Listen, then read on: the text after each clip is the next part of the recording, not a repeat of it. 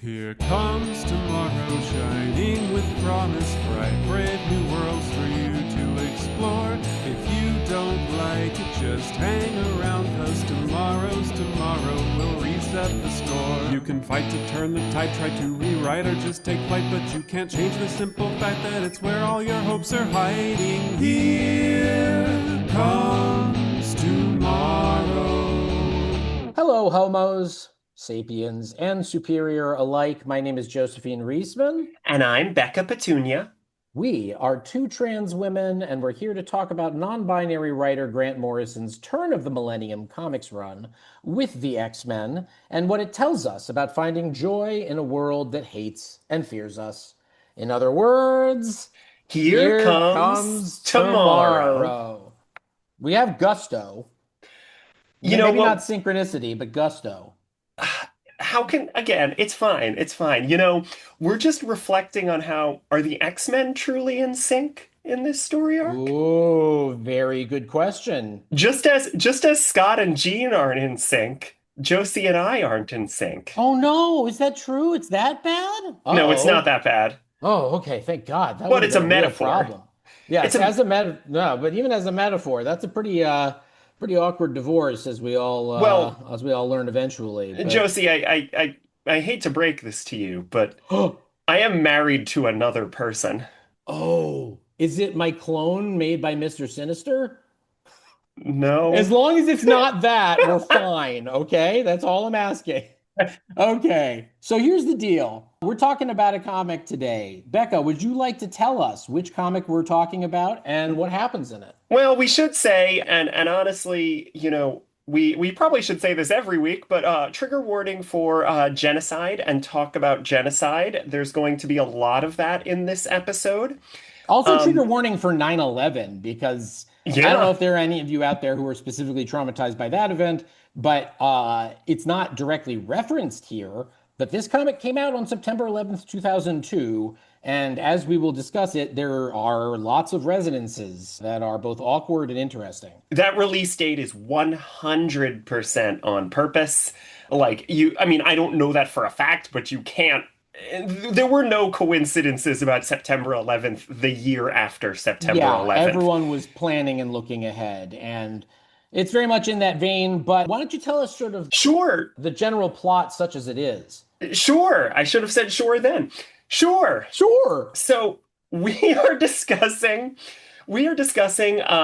New X-Men issue 132, Ambient Magnetic Fields. This is, of course, written by Grant Morrison with art by Phil Jimenez and inks by Andy Lanning. I Um, believe this Phil's first penciling job in this run? I think it might I be. think it is, unless I'm going crazy. We've been going a little out of order. But I think this is the beginning of Phil's run, and it's so interesting to me because Phil and EVS, Ethan Van Siever, have somewhat similar styles, but could not be more different people. I Like thought it might be EVS actually, and I had to double check when reading. no, it's not. The big thing that you can always notice for EVS, besides, Yeah. EVS puts in so much detail into Jean's hair. EVS always draws the Interesting. individual strands of Jean Grey's hair. I'm not sure what that says about him, but I don't know, I kind of Phil, like it. Like I said, ah, I wish I that's didn't the like trouble. his art because, It'd be easier to hate him in the way you want to if the art were not as well suited to this story. But that's not who we're talking about today. We're talking about Phil, who is a wonderful guy in my limited experience of dealing with him.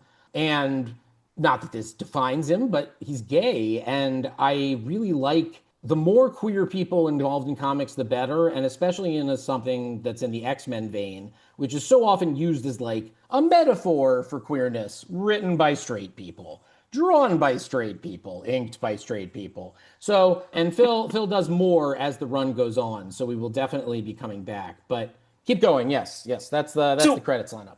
So this is a one shot where we find out a little bit about the cleanup process after the genocide at Genosha. Mhm. Specifically, we see some less important X-Men characters, including Thunderbird, who had just been introduced a year Oh, prior. Thunderbird 2. Thunderbird 2. Right. Who Who had had been just introduced by Claremont.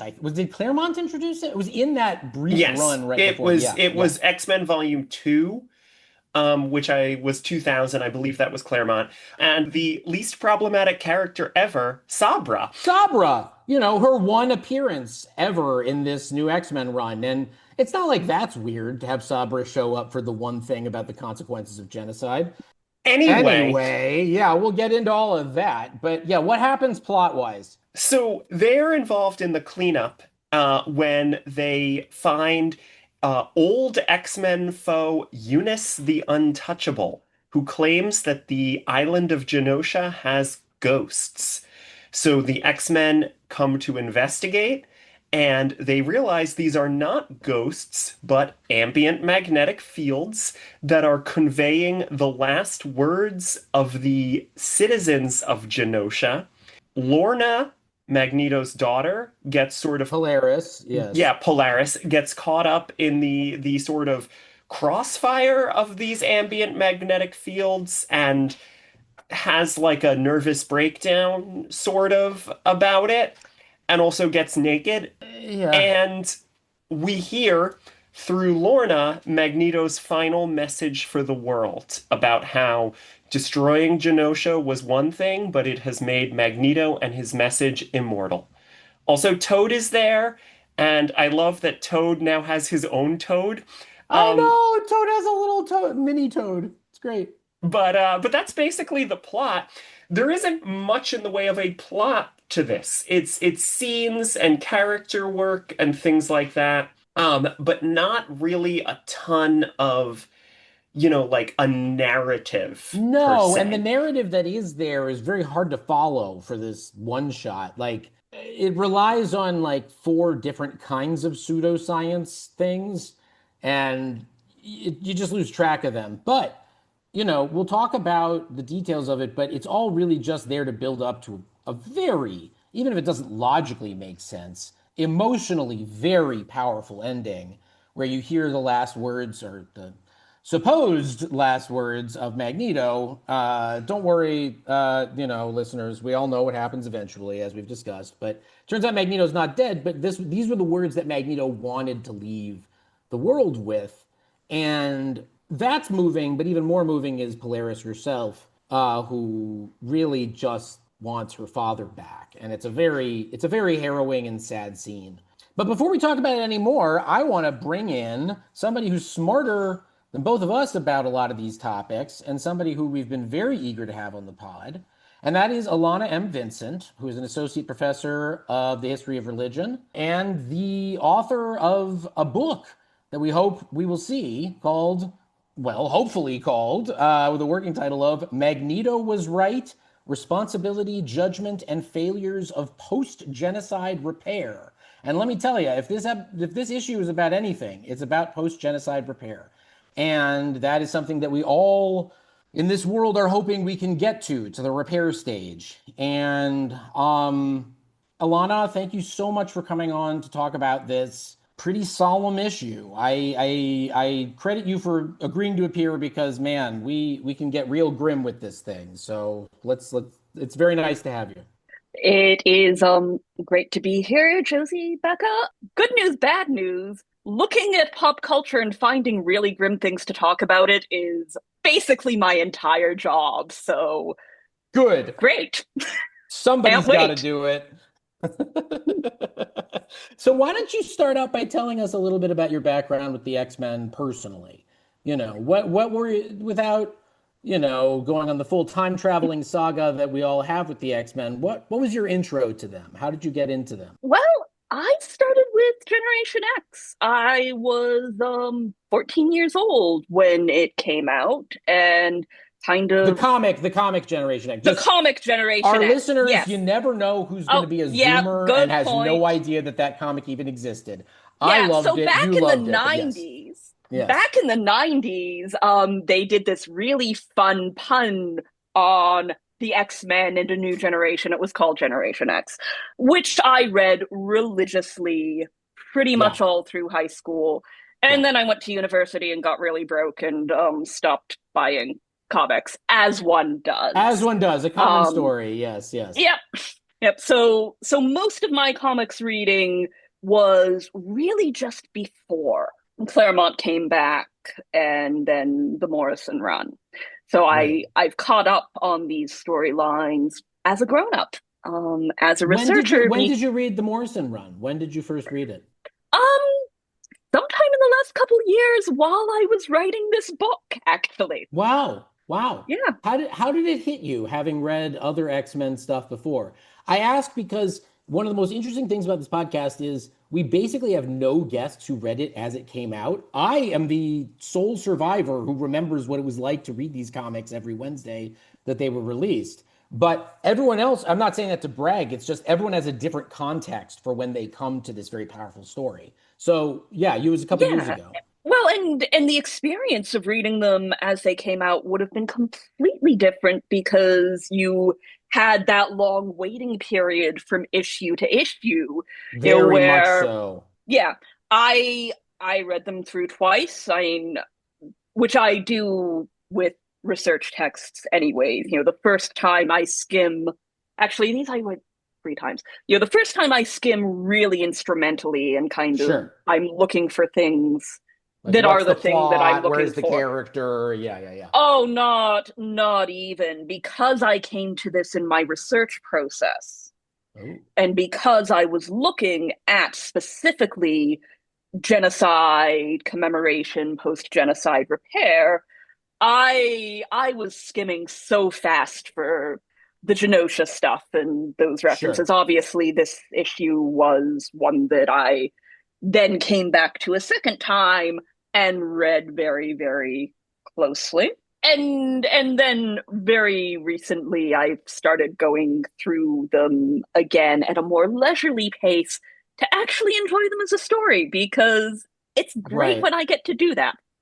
Um, right. What yeah. did you, so when you did get to this issue, you're coming at it from the perspective of, I want to write about genocide and post-genocide repair. And then here's this issue that is, it's almost like it's gift wrapped for you thematically. That's exactly what it's about. So what did you make of it then, and what do you make of it now, just at a surface level? I so my interaction with the wider sweep of X-Men, the stuff that I didn't imprint on as an adolescent, has been because of where I'm coming from professionally, it has been really Magneto centric and to a lesser extent Kitty Pryde centric. Well, you know what? I'm just going to interrupt Yeah. you and say you could do a lot worse than say the X-Men is the story of Magneto and Kitty Pryde. Well, especially from Claremont's run onwards, which is Yes, I mean basically where I pick up. right. That right. The pre Yeah, Claremont yeah, develops Kitty Pryde. for She doesn't exist. yes, exactly. I Well, meant that. and I would say Claremont really develops Magneto. Correct. Oh well, very much so. He doesn't really properly exist Yeah, When before. I because say X-Men, I mean like post all new, all different. As much as Yeah, I respect what Jack and to a lesser extent Stan and some of the others were trying to do with the X-Men pre-reboot, when you're talking about the saga of the X-Men, it really begins with all new, all different. And then even though Magneto is not necessarily and Kitty are not the stars at the very beginning, it quickly becomes sort of the Claremont run is a saga of those two characters, these two Jewish characters figuring themselves out. They go through the most growth of anybody else in the Claremont run. it's yeah, so funny that you guys are saying that because not even coming at this from any kind of expertise, when I started getting into X-Men, I used to say the true main character of the X-Men is Kitty Pryde. Yeah, yeah, it's And true. yeah, that is 100%. Like there's sometimes where it's obvious, but Kitty Pryde is the only one who does not live in stasis, it feels Yeah, like, she changes.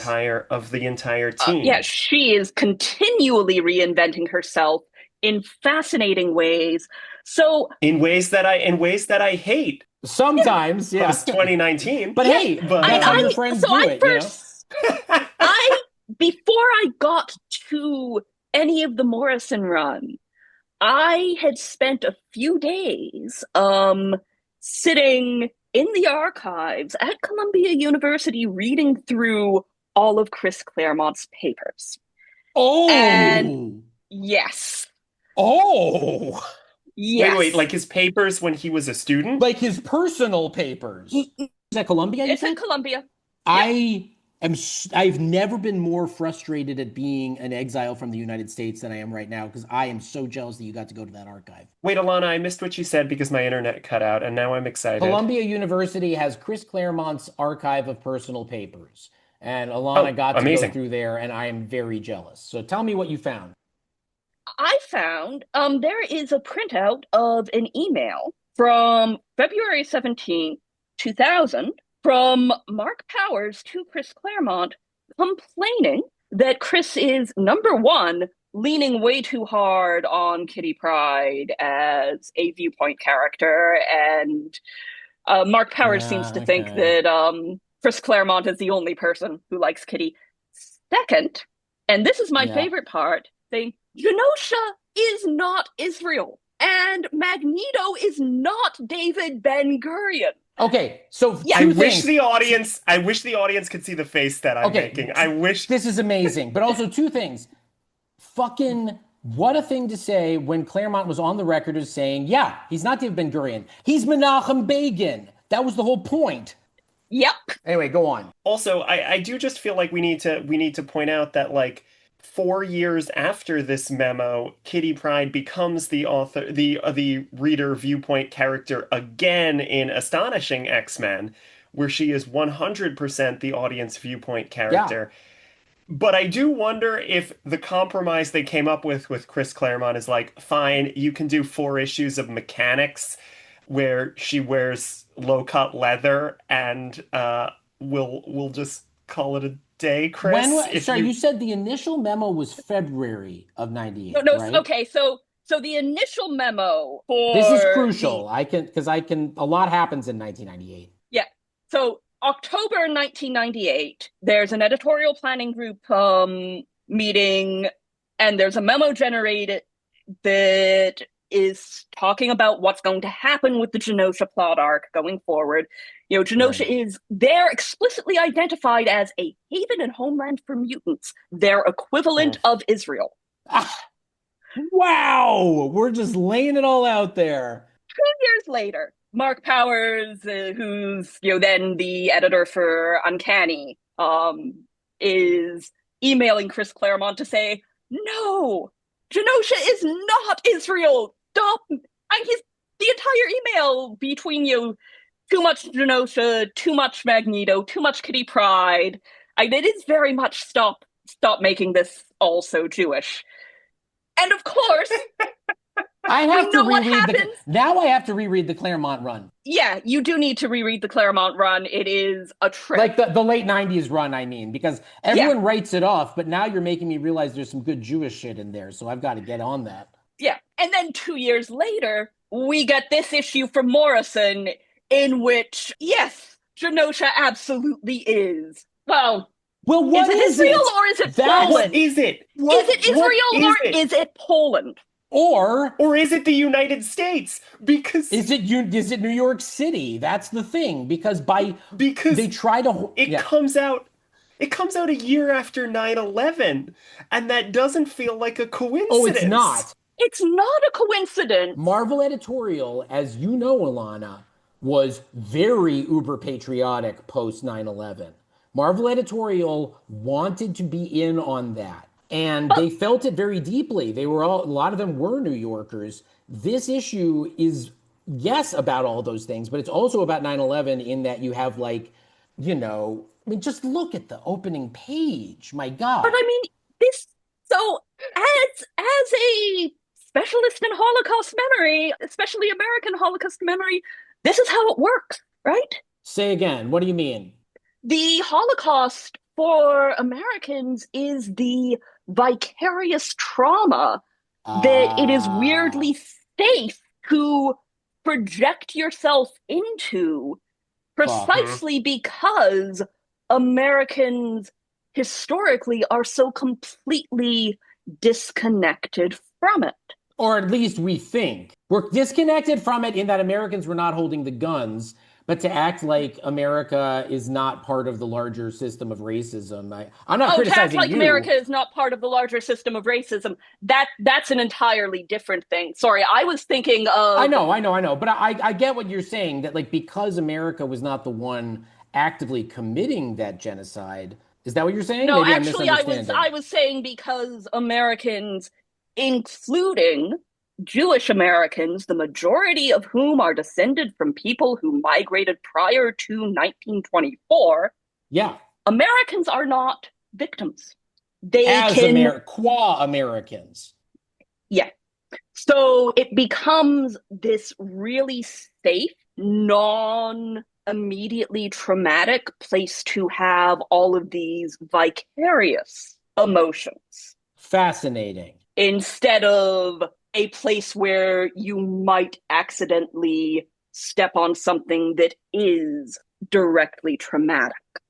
And related Well, to you. Yeah, go on. Yes, Becca. to me, this always feels like, and again, I'm not an expert in this, but to me, it always feels like part of the problem with like never forget stuff, which is obviously very relevant to this as a September 11th thing, is it's about memory rather than analysis and interpretation and Mm-hmm. using Yep. that memory to accomplish something. Yep. Mm-hmm. It's like we are remembering September 11th, we are remembering the Holocaust, and they were both terrible things that happened, one with a bigger scale than the other, but we are both remembering terrible things that happened, but like what do we Do with do that. with that?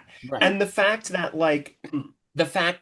our response, after September 11th was so bad, I will say bad, is because Yeah. we're remembering it, but we're not thinking about it. And the Holocaust, I feel like, and I'm not going to wade too deep into the morass of today's politics.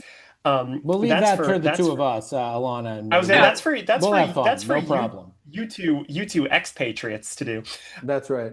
I feel like a lot of the times we're like saying never again with the Holocaust, but we're not thinking about what are the things we need to do to make sure it does not happen again. That memory is only a piece of the puzzle.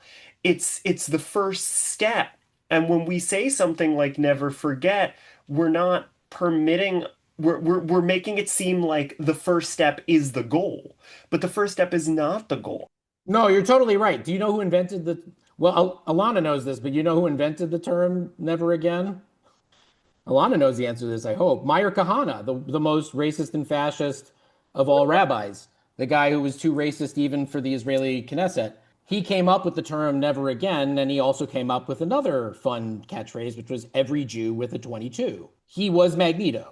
Like Kahana was about as close to Magneto in a lot of ways as you get. More so than Begin, I would offer. But that's just me. I don't know. But yes, Yeah. so the point is like Becca, you're really onto something there, and I want to hear what Alana has to say about it. Yeah. Well, I think I want to drop just a little bit of cognitive theory here I love it. because the it's really important for us to think about how memory works. Please. Um, the way we imagine memory working is kind of like a tape recorder. We record something once and we play it back, and we play it back, and we play it Mm-hmm. back. That is not how our memories actually work. It's more like a reel to reel tape recorder. We replay the memory. What we record is our replay. Every time we Mm. replay the memory, we are altering it slightly because the circumstances in which we're replaying it are different. The details we focus on are Sure. different. We're recasting it. Now, that's within our individual minds. Culturally, it actually kind of works the same way. Because, Yes. and this is a great example of that. We have the memory of genocide, a Holocaust type memory that's being replayed, but it's being recast in the shadow of 9/11 and through the Genosha, which may or may not be Israel, depending on who's writing and who is the editor at the Who's moment. editing? Yeah, yeah, yeah. And what year it was. If it Yeah. was 1998, it was. Well, look, for most of the 90s, most scholars of comics that look at any of the Genosha storylines think it's actually South Africa. It was much more South Africa when I was coming Yeah. up. By the time I was coming up, yeah. Yeah. Especially pre the 90s, when Genosha was a villain, like it was Yeah. posed as an Yeah. antagonist, Right. and there was a sort of strict caste system. Precisely. So Genosha, much like all of everything else in the X-Men, is a floating signifier. Yeah, it can mean what you need it to mean, and that's kind of the scary thing, but yeah. But at this particular moment in time, it has become very Israel-coded, which means the Genoshan genocide has become very Holocaust-coded, and that is being overlaid with 9/11 because, like I said, when Americans think disaster, and this has been a consistent thing from basically the early 1970s onwards, Americans think Holocaust. Yep. That's just how it works. So we've got this thing that, on the one hand, it's pulling from this cultural milieu in which all of these things are circulating together in this kind of memory soup already. It's not doing anything new except it's inscribing it. It's taking that memory that's replaying and it's fixing it so that the next time we circle this story around again, these associations are going to be even more clearly crystallized around how we're thinking about this story and these intersections. Well, Marvel as a brand, not just in the comics, has made the Genoshan genocide a fixed point. It's something that happened that can't be retconned now, basically. Unless they do a full universal reboot, it has been acknowledged enough times that the Genoshan genocide just was something that happened. And it's interesting to me because I will fully confess, I have not read every X-Men comic. I am not at that level. But it felt like when I was reading X-Men comics and watching X-Men cartoons in the 90s as a kid, it was always the threat of genocide. It was like, this could be the end of the mutant race. This could be a mutant genocide. And then what Morrison does is actually pull the trigger and see what happens narratively. Yeah, except even that ends up being not enough, because after the Genoshan genocide, eventually you get to M-Day. That's a whole separate thing. I thought you were going to say eventually you get to Planet X, where Magneto gets his revenge on New York City, which is the climax of this story and very much supposed to be an inversion of the Genoshan genocide. It's Morrison saying, somewhat problematically, that trauma only begets trauma and that vengeance for trauma is not necessarily something that actually gets you to an untraumatized state. But I don't know. Sorry, you look like you want to say something. Well, that's kind of a Magneto through line. Sure. Really. Sure. Yeah. But like, I'm just saying, when you're mentioning M-Day, I see the parallel being E for Extinction and the wipeout of Genosha, and then Planet X with the basic wipeout of New York City, which of course gets retconned. And then I feel like even more important than M-Day is and God, I really am the girl who cried Krakoa. Please, I love it. Please keep dissing it. Is Krakoa, well, because, and I don't mean this in a diss way, because this is kind of established in Hoxpox, which I'm on the record as saying that I really like. Yeah, I love Hoxpox too, yeah. Is that Krakoa is a reaction to Genosha. Yeah. Both in terms of craft and in terms of narrative, and the characters refer to it as such. Yes. You know, that is one of the events in Moira's timeline that like remains anchored and like is given a specific date and everything, because it is such an important event. And not just in universe, but for readers. I mean, again, as somebody who was reading this at the time, I hadn't been reading for 40 years, but I'd been reading for enough time that I had been teased with genocide so often, with catastrophe for the mutants so often, that when it finally happened and it was in like the second issue of this run, it was very upsetting. And then 9/11 happened the next month, but whatever. Yeah, but in a way, the Krakoa storyline is a reaction to the Genosha storyline.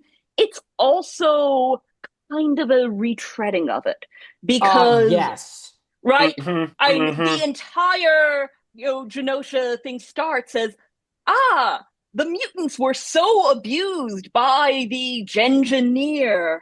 They are Right. owed restitution. Right. So what form of restitution could possibly be valid? I know. Let's give them their own Mm, sovereign mutant nation where they can yeah. self-govern And and not be bother safe us. Yeah, and not exactly. bother us and Yeah. also not be a minority living under constant threat of extermination from Right. the majority population in other countries. Does this sound at all familiar to you? Well, it certainly sounded familiar to the Editorial Planning Committee in 1998. And probably, yeah, go It's ahead. Go ahead. Yes, Becca. I was gonna say, and it's so interesting because Genosha reaches a genocide from its sort of creation pretty quickly in real time, Yeah. and in terms of comics time, that's super quickly. And it means that we don't necessarily get to see as much the impact of like how doing this kind of thing can be problematic both for the government that is created and for the world at large. Right. And Yeah. it felt like that was a direction that Hoxpox was headed into the sort of complicated world you wind up in when you try to create this kind of nation state in response, a nation state that Yeah. only exists in reaction to a trauma. Yeah. And why, and again, I say this all the time, but like why I fall off on Krakoa is Hoxpox is so laden with The like doom, the dread of like, this isn't Yes. going to work. Yes. planting seeds of the doom and the dread. And then within a year, Yeah. I'm seeing a bunch of people on Twitter telling me that I gotta check this out because the X-Men are hanging out at a tiki bar and having fun. But this is you've, And it's like we've gone afield. I mean, like not that people in these states have fun. Like I get it. but it was And that's never like they're sometimes at the tiki bar and at what cost. It was always like they're just at the tiki bar. Do you disagree, Alana? I didn't read the quick. I I read Hoxpox religiously, and I say religious. okay, it depends on the book. It depends on the book you're reading, Alana. And I will say that because some were still grappling with the issues. And I'm not I mean actually disagreeing with you about Hoxpox. I'm disagreeing with you about trauma. Tell oh, us. okay. I am very Here I'm curious. here I'm defending my Days of X take, and I'm like, no, it's fine if you like Days of X. No, in continuity, it makes sense. And like, Oh, No, well, no, maybe I don't like maybe Days I of am a X. little bit saying in continuity it no, I makes want to hear sense this. because look, not right now, obviously, but think back to, I don't know, around the late aughts, Okay. and imagine the beach at Tel Aviv. What about it? Tiki bar Sure. No, I know. I city, know. right? Oh, Right. I I I agree, agree. but they the weren't. idea the Yeah. idea that a nation that is quote unquote born from trauma, that's supposed to be the safe place, even though you know that horrible things are happening on the Hmm. margins, will have these moments of frankly pure hedonism that are not only a stress relief for people who are dealing with that constant sense of impending doom, Hmm. but and the trauma of whatever they are having to do on Yeah. the margins to hold that doom off, but also as this. I'm gonna put my religious studies hat on. It's almost an Please. eschatological prefigurement An right? It's a eschatological this prefigurement. We're predicting the end of the world here. Okay, go on. no, it's the this is the promise of the world to come. Ah, Olam This, Haba. Okay. right? What this is the glimpse of the thing that will justify everything that we Mm, have suffered and that we have forced others yes. to suffer. Yes. And to me, that's how those moments in the larger Krakoa arc kind of hit. It felt like absolute desperation. Alana, I absolutely see where you're coming from. Me too. I need to stress, and this is as much for you as for our listeners, that part of what makes me disagree when it comes to the Days of X books is because of statements from writers and editors Yeah. and commenters Oh yeah. online. And I wish I maybe could have been reading these books free of that But the stuff. context matters. Yeah. The fact of the Yeah. matter is the context kept portraying this as an unquestionable good thing. Yeah. And when I Yeah. would bring up concerns about how characters were acting, and I would bring up concerns about how Kitty Pryde making these changes feels more juvenile, that this is does not feel like a grown-up Kitty Pryde. Right. This Yep. feels like a more juvenile Yep. Kitty Pryde who is not actually facing her problems. People would tell me that I was wrong and that I should be happy that the mutants had a place where they felt But that safe and could right, learn and exactly. grow. That's how they get you. That's And how they exact get you. And let's be clear, Becca, I am not disagreeing with you on the problems either Oh, because but I I love your totally Alana. I We both love your reading of it. Like, because that is I totally that's get it. clearly what was happening in Hoxpox when you have yeah. these moments of like, there is nothing, the scariest moment in Hoxpox is in like page 12 when Jean and the little kids show up through the portal and there's just little ones frolicking with Logan. Ah, the lion lays down with the lamb, all is right with the world, all of that. I'm like, oh God, this is the beginning of a comic. Something is very wrong here. Oh yeah. Yeah. And then it And wasn't. then it It was wasn't. That was never the that. trouble. Was It was never that. Yeah. it was yeah. Anyway, but the thing This is important to talk about for Genosha. So keep going. Yes. well the thing is too, just real quick, like I absolutely get it, and that's the important thing to remember, and that I think goes into a sort of good faith read of Krakoa and goes into any discussion of societies, is that no matter how bad a society is, how problematic a society is, there's still going to be people, A, who benefit from that problematic society, Yeah.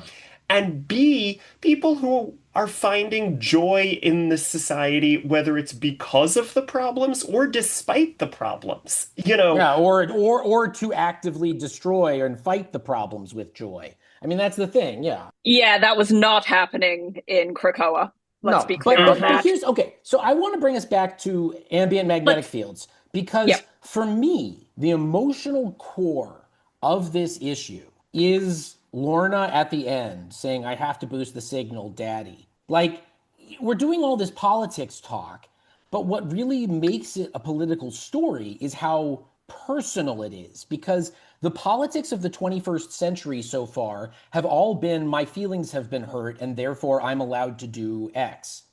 Like, I'm serious. We get up in our feels as opposed to looking at rational actor models.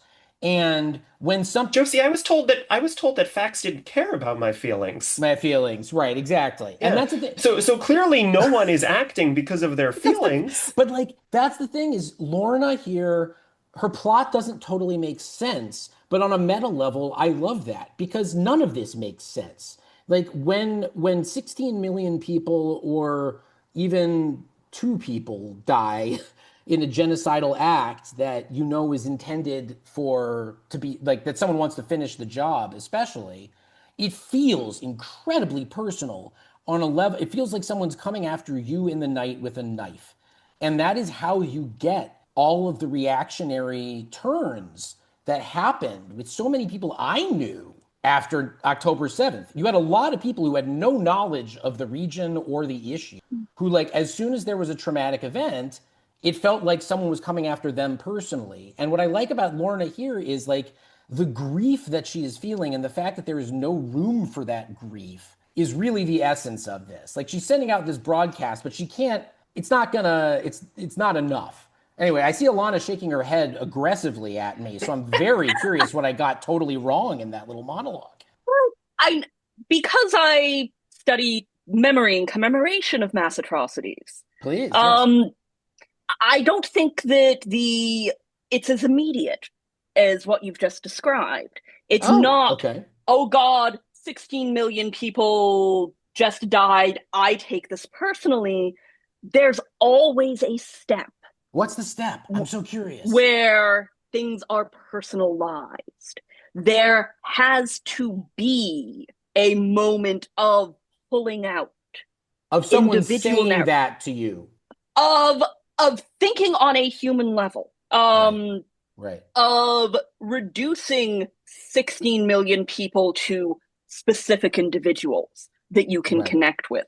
This is the big innovation in Holocaust memorials over and above most memorial forms that existed before that. You know, we had all sorts of architects and artists and designers struggling with the fact that the numbers are too big. They don't mean anything. They don't mean anything They're at just, that point, yeah. Right. So we need to break them down. We need to individualize them.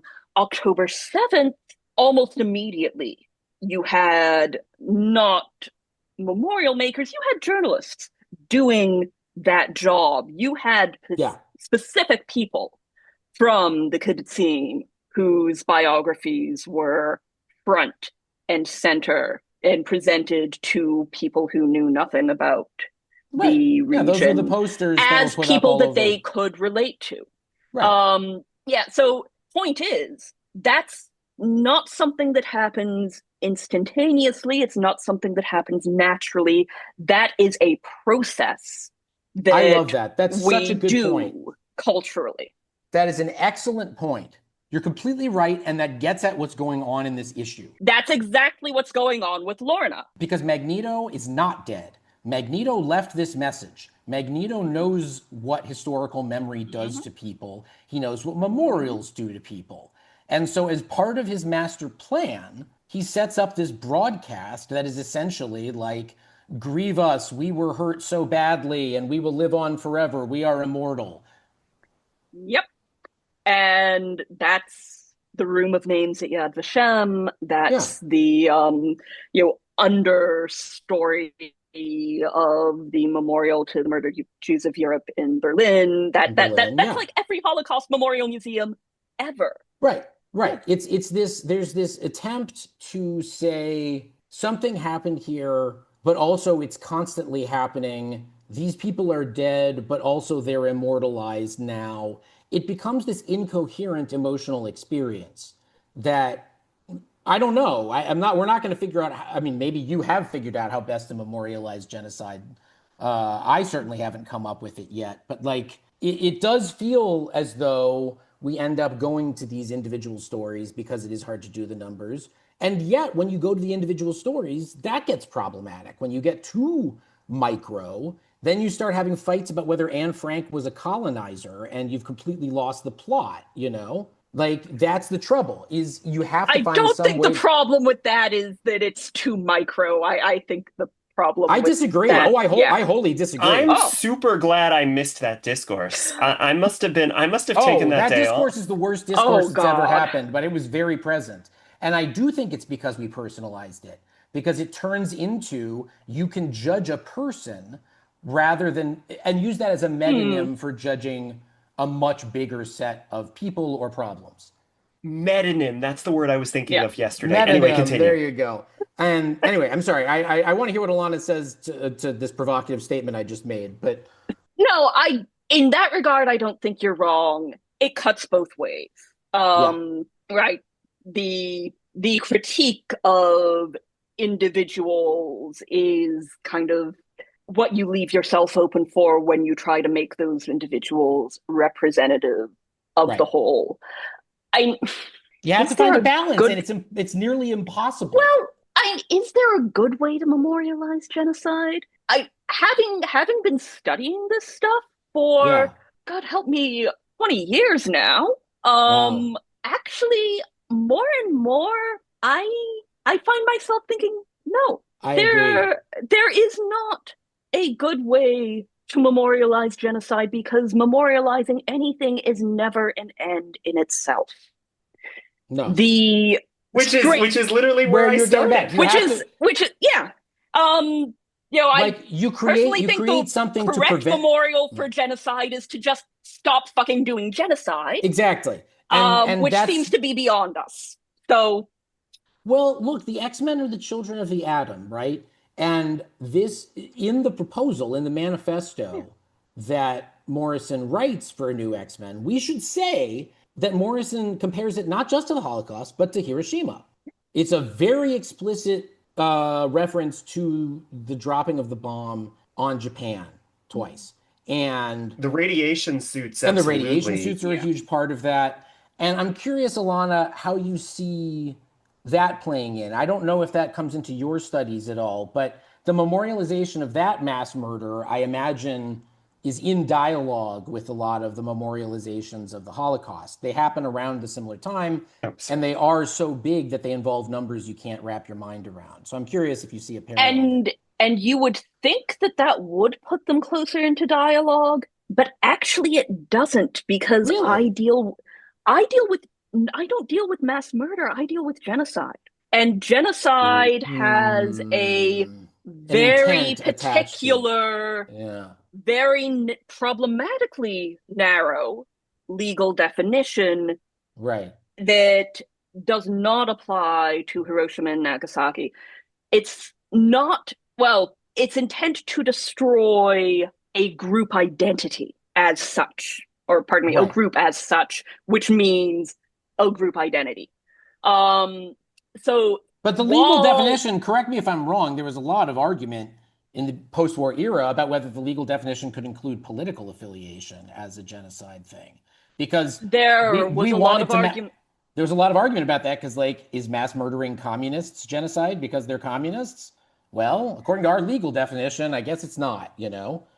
well, And we so keep having the discussion about if trans genocide Yeah, does exists. trans genocide count? They're not mass murdering us yet, but they want us to not exist as a category. So, first of all, yeah, genocide does not necessarily have to involve murder at all. that's correct. Yes, absolutely. Um, you know, classically, child removal is a form of genocide. It has been acknowledged as a form of genocide, usually perpetrated against Indigenous peoples, largely in Australia and Yeah, Canada. yeah, Prevention of births yeah. can be a mechanism for genocide. Look, Alana, I lived in South Korea and studied South Oh yeah, Korean nationalism for years. When I was in South Korea, many times when I would say that I'm Jewish, I would get sympathy and a very interestingly wrong-headed statement, which was something that I assume is what they get told, which is, oh God, I'm so sorry. What Hitler did to the Jews, that's just like what the Japanese did to the Koreans. And I would always have to stop them and say, here's the thing. They were both atrocities that are completely unforgivable, and I'm not going to compare them or in terms of like whose was worse. But the genocide of the Koreans was a different kind of genocide. It was not mass murder, it was an attempt to erase the category of Korean while keeping everyone horrifyingly alive. yeah, and that's a really good illustration of the distinction. So the bombing of Hiroshima and Nagasaki was an atrocity. It was almost certainly a war crime. I say almost certainly because I'm not a lawyer and I don't think anyone Yeah, was ever but tried for that. whatever. But Um, yes, but yeah, it was not an act targeted against Japanese national identity. it There, wasn't trying to it, like get rid of the idea of being of Japanese. right.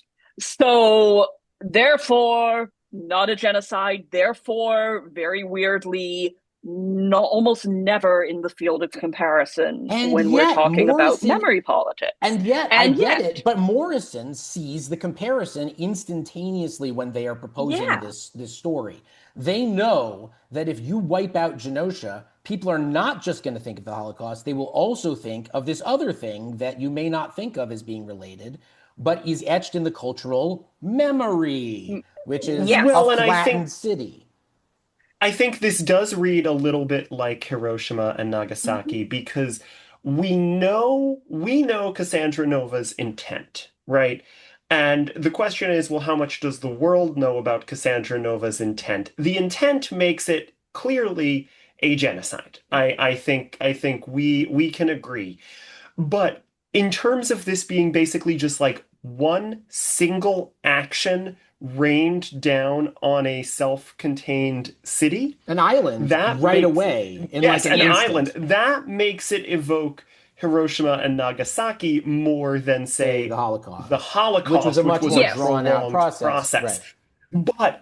But this is a genocide, and I totally get where Alana is coming from in saying that Hiroshima and Nagasaki is an atrocity but not a I genocide. guess what I'm trying to say Can is, I just also be please, clear? I please. am not actually a fan of the atrocity genocide distinction, especially in contemporary political discourse, Oh, good. because I think saying that we're only concerned about genocide and, if it's Right, not right. genocide, we don't need to be worried. That's the Genocide at the trouble. moment is being used to cover a Right, lot of bad behavior that should be indisputably bad behavior, whether it's right. genocide or not. I I'm agree. just being an academic saying, well, actually, No, I no, am very responsible important. to a Labels certain body of literature that has a labels are for history and focuses on certain things and not other things.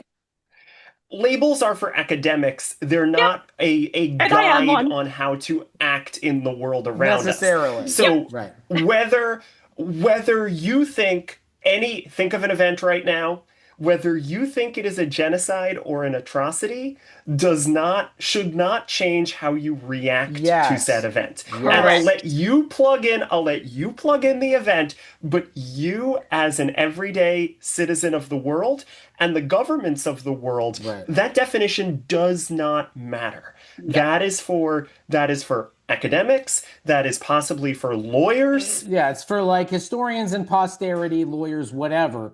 But However, mass murder, blah, blah, blah. Yes, go ahead.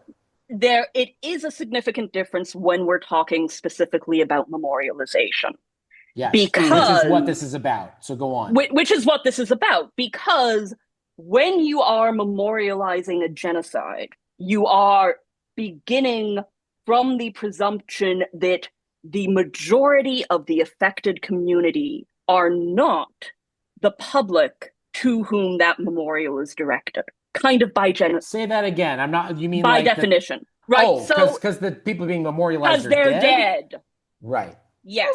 right. Okay. I'm sorry, I'm Memorial, just laughing at the frankness of Yeah, that. I'm because not they're dead. laughing Okay, at just making sure because we're, they're dead, right? Genocide memorials almost always have as their primary function to educate people who are not directly connected to that genocide about right. what happened and why it was bad, and convince them to miss Not to, the people that were right. there, where memorials to other non-genocidal mass atrocities have a presumption of a built-in public that actually has some attachment to this event and will come to mourn and commemorate the Yes. people who are part of the mourning, commemorating community, but no longer there.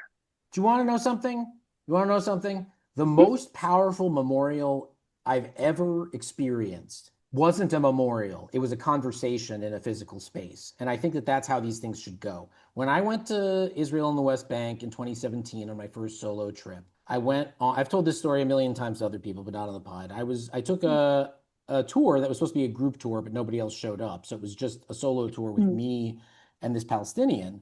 And we got to this point sorry, I'm just going to try not to get all emotional and teary-eyed on podcast radio, but we got to this park, this beautiful park in Jerusalem. Outside of Jerusalem, Greater Jerusalem. It's this nice park. And we'd been talking and walking, and he'd been telling me all the horrible things that had happened that I was just not really aware of or not fully bone deep aware of. And we're sitting in this park and we're smoking a joint. We're just having a chill out moment after everything. And I'm like, wow, this is really nice. And he says, yeah, it's really nice here. There was a village here. And that was all he had to say. Everything changed for me in that moment. And for me, that's how memorialization should happen, socially and in a way that terrifies you and shocks you, as opposed to, oh, that's such a pretty memorial. Wow, Yeah. they did such a good job memorializing it. It should be something that shocks you when you're in a physical space or talking about a certain set of things.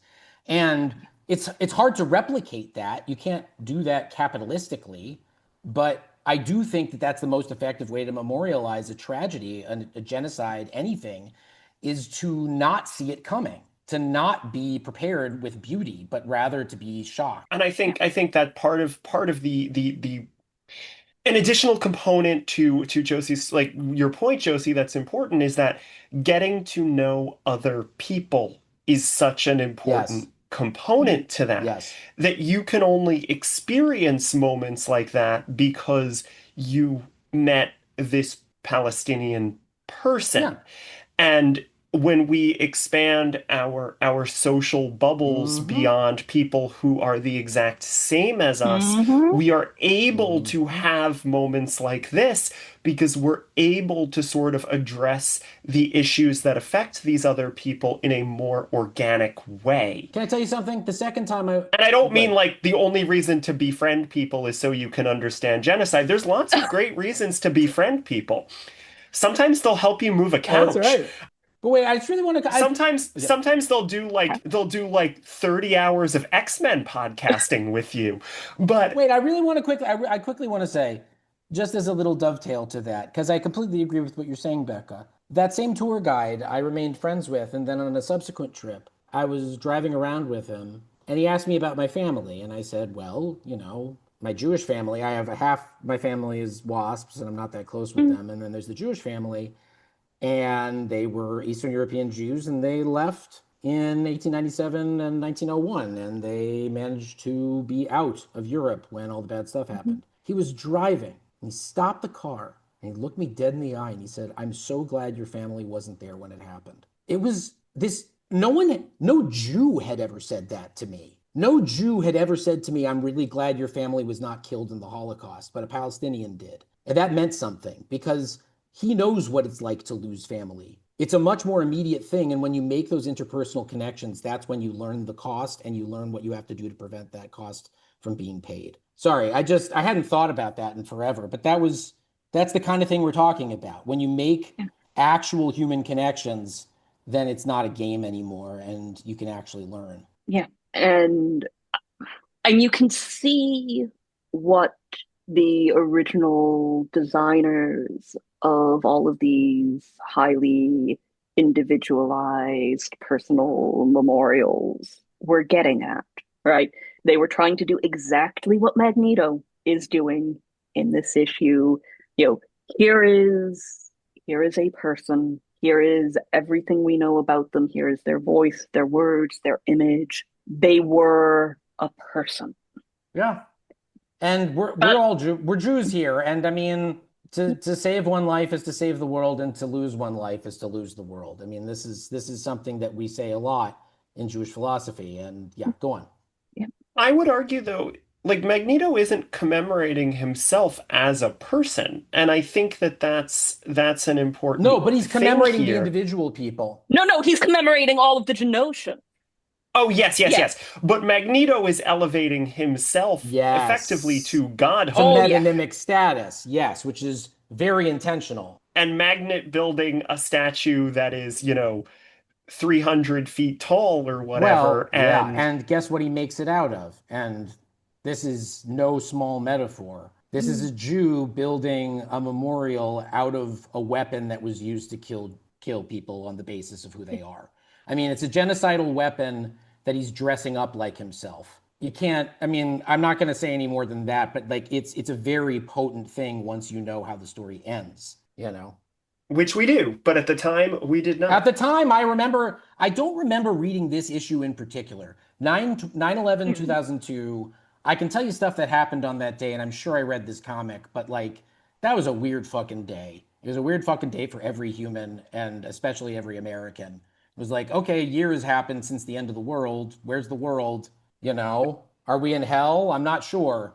And this comic came out that day, and it's not a perfect comic. I think it's well drawn. We didn't talk nearly enough about Phil's work. I think he draws Quicksilver Mm. incredibly well, but it feels even more relevant now than it did. And we didn't even talk about the inclusion of Sabra, which is probably for the best. But it's interesting that Sabra's Right. included because 2002, not the only America was not the only country in the world that was at war or contemplating war. The Second Intifada was happening in Israel and Palestine, and Grant Morrison's an old lefty. Like, Grant Morrison was not unaware that the Second Intifada was happening, I am sure. So including Sabra means something.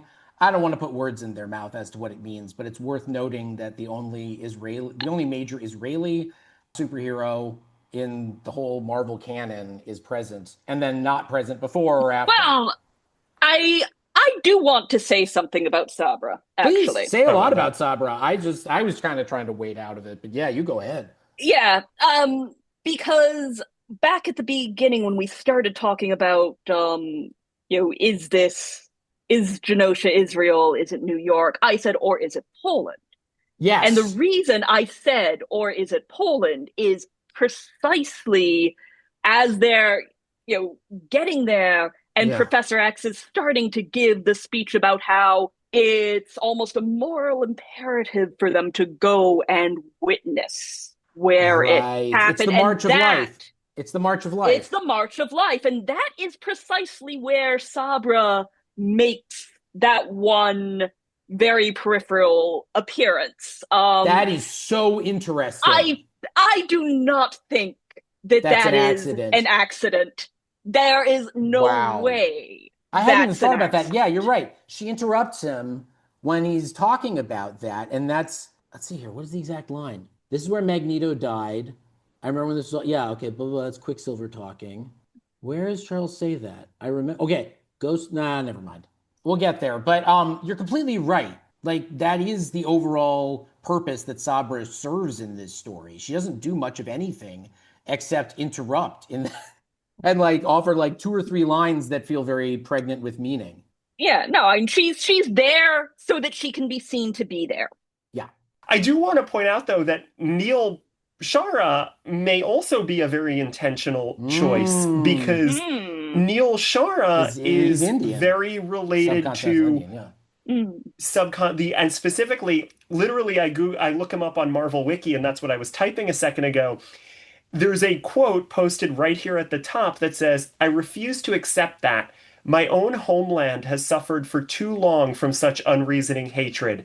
Between castes, between religions, it eats at our soul like a cancer. If not fought, it will be the end of us." And I don't know enough about Neil Shara, but I do know enough Yeah. about lots of things that happen in South Asia Yeah. um, Yeah. That's very that interesting. he seems to be alluding to with this particular quote, which seems to come from issue 101, Two Against the Neo. That's very interesting. I'm realizing that part of this pod, we're going to have bonus. If this goes well, we're going to continue past the Morrison run of talking about things related to it. We're going to have to talk about the Claremont 90s run at some point and talk about this Think stuff. we're gonna have Because, Yeah. to. like, I read it at the time, remember zilch about it. I haven't Oh, read well, it. that'd be fascinating then. I read it as it came out because that was new X-Men comics for me, but I couldn't tell you anything that happened in them. They were not, yeah. But it sounds like there's a lot to look at. For the moment, though, I think we should wrap it up. Do you have thoughts about this that we didn't get to, Alana?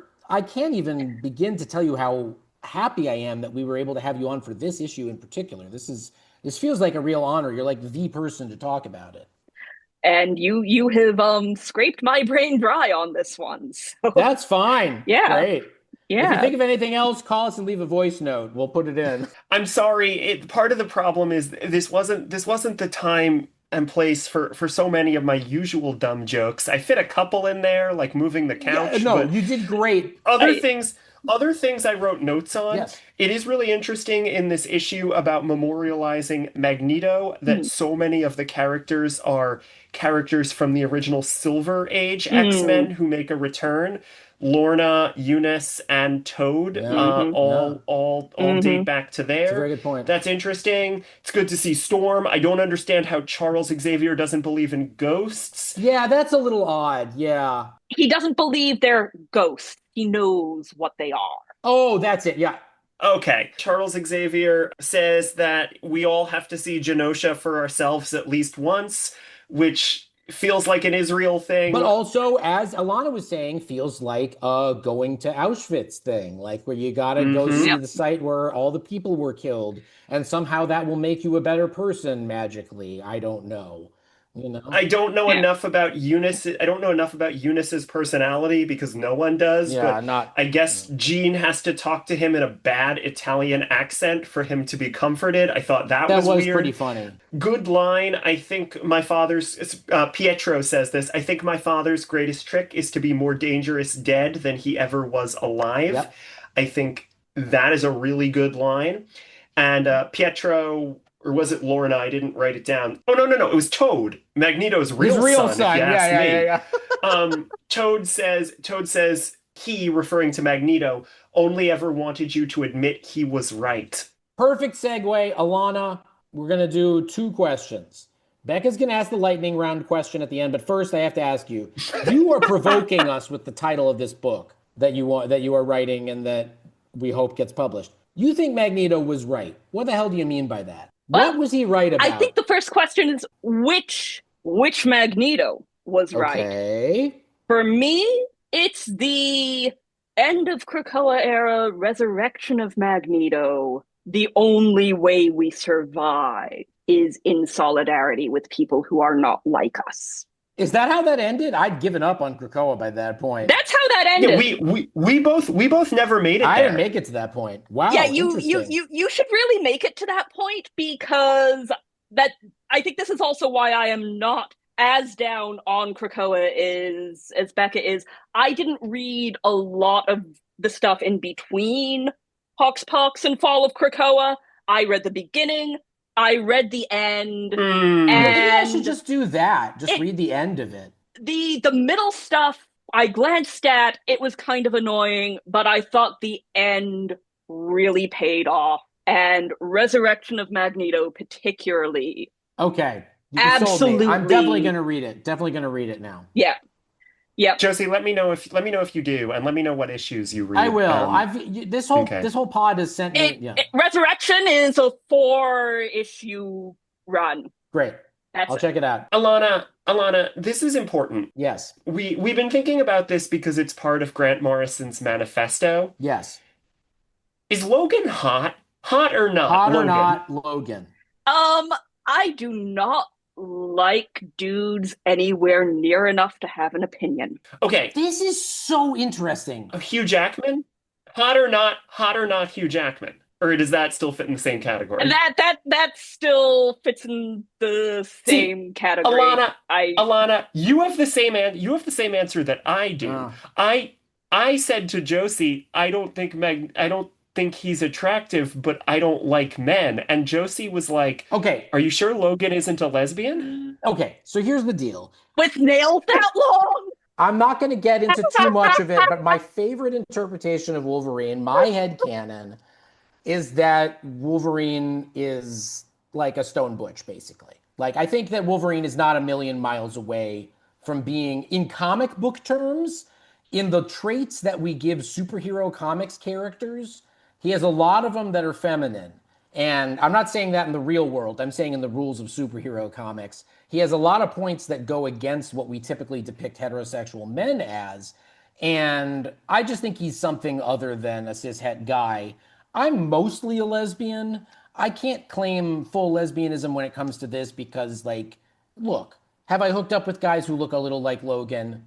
On more than a few occasions, yes. So I'm a little biased, But I do think there's something to be said for Wolverine as lesbian, or at least sort of he, him lesbian coded.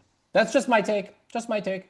I admit I have actually never paid close enough attention to Logan to form an opinion on this Alana, issue that I you are mean, now convincing me is very important. Josie, it is worth noting that his genetic it's a lady. clone Is yep. is a lady. I You mean, just blew my mind, and that's a great place to end it. Yes. Alana, So, what would you like to direct people to? How can people find more from you, or do you not want them to find you?